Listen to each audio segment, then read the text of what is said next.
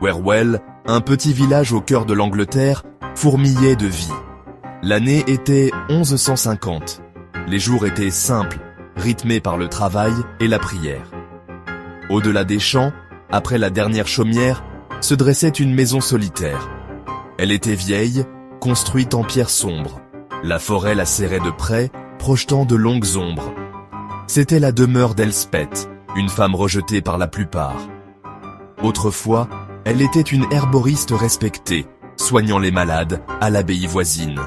Mais sa connaissance des plantes et des remèdes semblait trop puissante pour certains. Des murmures de sorcellerie commencèrent, se répandant comme une traînée de poudre dans le village. Elspeth fut accusée d'utiliser la magie noire. Les villageois, pris de peur, exigèrent son départ. L'abbaye, autrefois son sanctuaire, la bannit. Seule et le cœur brisé, Elspeth se retira dans la maison solitaire, près de la forêt. Les années passèrent. Les villageois évitèrent la maison, leur peur s'envenimant. Quand Elspeth mourut, un lourd silence tomba sur le village. Un silence bientôt rompu par des murmures d'événements inquiétants. D'étranges phénomènes commencèrent peu après la mort d'Elspeth. Au début, ils étaient subtils. Un villageois, passant devant la maison au crépuscule, jura avoir vu une lueur à la fenêtre.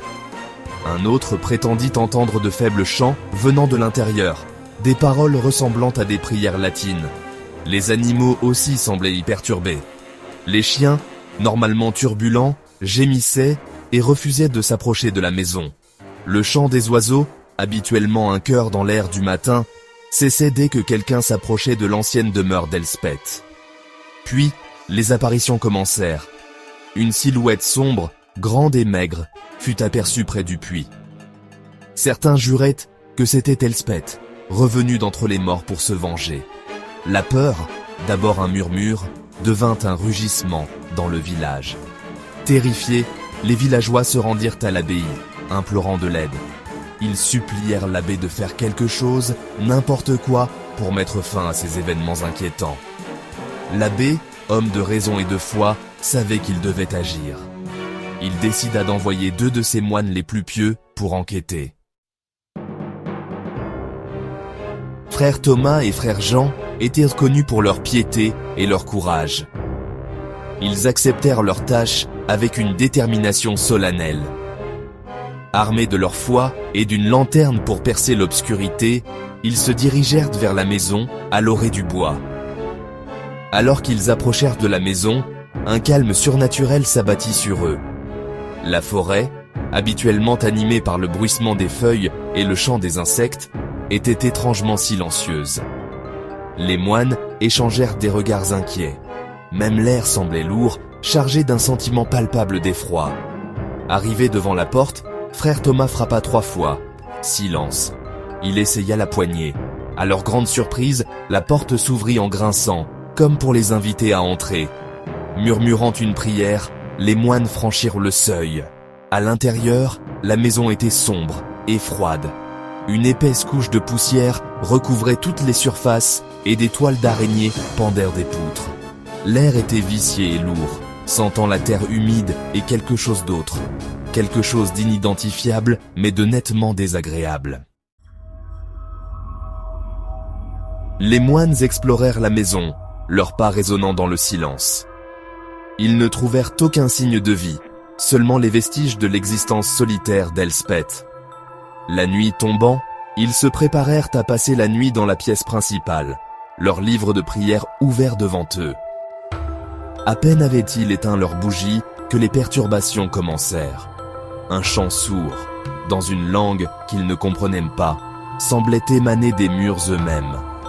Les lames de plancher craquaient et gémissaient, comme si des pieds invisibles marchèrent dessus. Puis, les ombres commencèrent à bouger. Ce qui n'étaient que des formes indistinctes dans l'obscurité se mirent à se tordre et à se contorsionner, prenant des formes menaçantes. Les moines se blottirent l'un contre l'autre, leurs prières devenant de plus en plus frénétiques. Soudain, un cri à glacer le sang déchira la nuit. Frère Jean, les yeux écarquillés de terreur, pointa un doigt tremblant vers le coin de la pièce. Là, émergeant des ombres, se trouvait une silhouette, grande et squelettique, avec des yeux brillants d'un vert surnaturel. Les moines s'enfuirent, leurs cris résonnant dans la maison silencieuse. Ils se précipitèrent dans la nuit, cherchant désespérément à échapper aux horreurs de l'intérieur.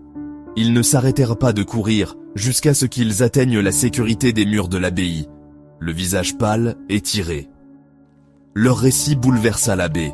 Il écouta attentivement leur récit des événements terrifiants de la nuit. Il était clair pour lui que la maison n'était pas simplement hantée, c'était un lieu de véritable mal. Il ordonna que la maison soit scellée, sa porte et ses fenêtres murées. Personne ne devait y entrer à nouveau. La maison resta silencieuse, un sinistre monument à la peur qu'elle avait inspirée. Les années passèrent, mais les histoires restèrent. La maison était-elle vraiment maudite par l'esprit d'Elspeth, ou les événements n'étaient-ils que le fruit d'imaginations débordantes, alimentées par la peur et la superstition? La vérité, comme la maison elle-même, restait enveloppée d'ombre. Mais une chose était certaine, les villageois de Werwell n'oublièrent jamais les horreurs de la maison maudite à l'orée du bois.